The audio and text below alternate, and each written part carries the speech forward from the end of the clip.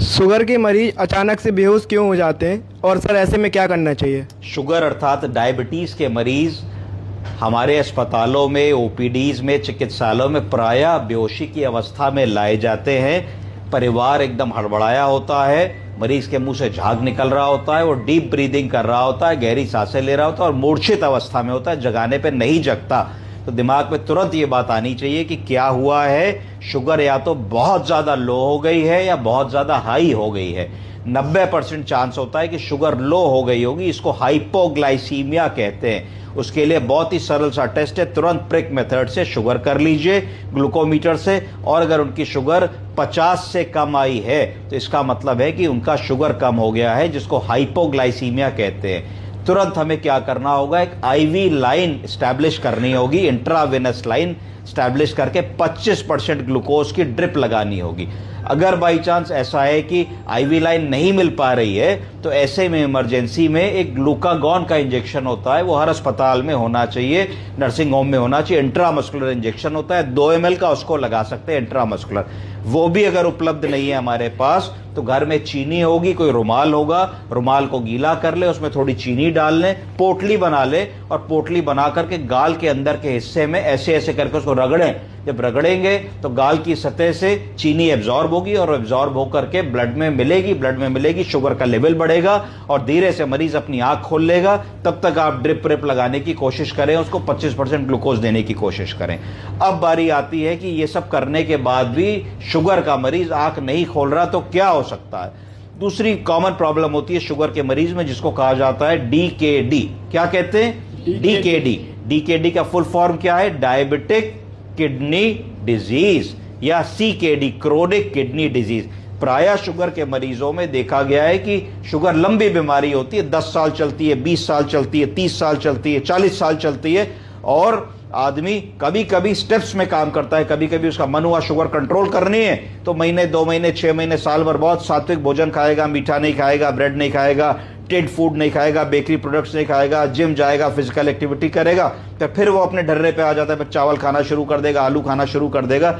इसको कहा जाता है ग्लाइसेमिक वेरिएबिलिटी। ग्लाइसेमिक वेरिएबिलिटी का मतलब है कि हम नहीं चाहते कि शुगर 80 से कम हो, हम नहीं चाहते कि शुगर 150 से ज्यादा हो, पर इस ग्राफ में चलती नहीं है बहुत दिनों तक। जब हम बहुत परिश्रम करते हैं तो चलती है, फिर हम लूज पड़ जाते हैं तो हम कोल्ड ड्रिंक पिया है चोरी से, चाय में चीनी पिया है चोरी से, आलू खा लिया, पकौड़ी खा ली, कचौड़ी खा ली, पार्टी में गए, बिस्किट खा लिया, केक खा लिया, पेटीज खा ली, तो शुगर 300 हो गई, 400 हो गई।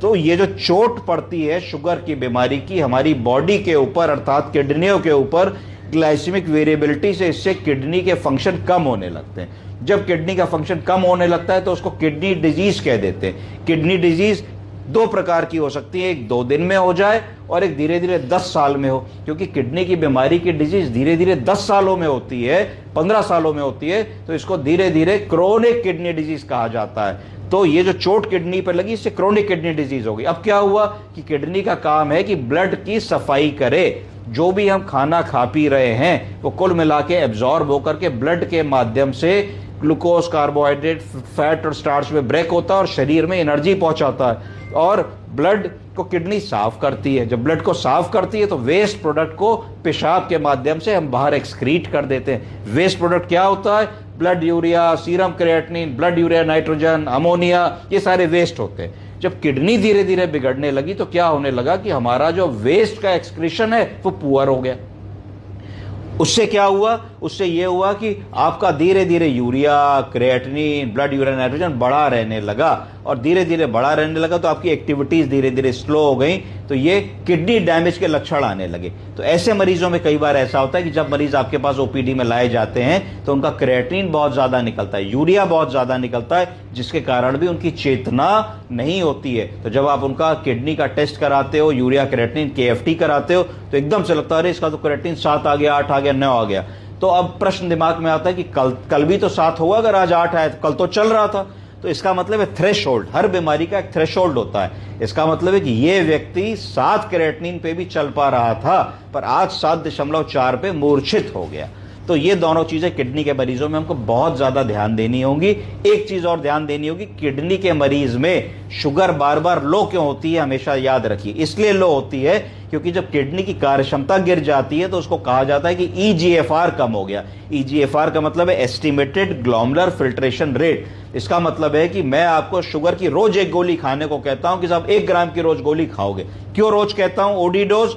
ओडी डोज इसलिए कहता हूं कि उस दवा का जो हाफ लाइफ है वो 24 घंटा है। 24 घंटे का मतलब है कि मैंने 1 ग्राम खाया तो मेरे शरीर से उस 1 ग्राम की निकासी 24 घंटे में हो जाएगी, इसलिए अगले दिन 24 घंटे बाद मैं दूसरी गोली खाऊंगा। अगर किसी दवा की निकासी 12 घंटे में होगी तो मैं बीडी दवा लिखूंगा, उसको मैं कहूंगा दिन में 2 बार खाओ भैया। और अगर कोई 8 घंटे में होगी तो टीडीएस लिखूंगा। आप समझ रहे हैं कि नहीं? तो अगर मान लीजिए आपको मैंने ओडी दवा लिखी और आपकी किडनी बिगड़ गई, आपका ईजीएफआर कम हो गया, यूरिया क्रिएटिनिन बढ़ गया, तो वो 1 ग्राम की गोली आपके शरीर से 3 दिन में निकलेगी। तो अर्थात आज आपने 1 ग्राम खाई और कल भी 1 ग्राम खा ली, तो कल जब 1 ग्राम खाई तो पहले दिन की 200 माइक्रोग्राम बची थी, तो आज 1.2 हो गई, कल 1.3 हो गई, परसों 1.4 हो गई। तो उसके कारण क्या हुआ कि जितनी दवा लिखी गई थी कुछ दिनों में क्यूमुलेटिव इफेक्ट की वजह से आपके शरीर में उस दवा की मात्रा आपके ना जाने हुए भी बढ़ गई।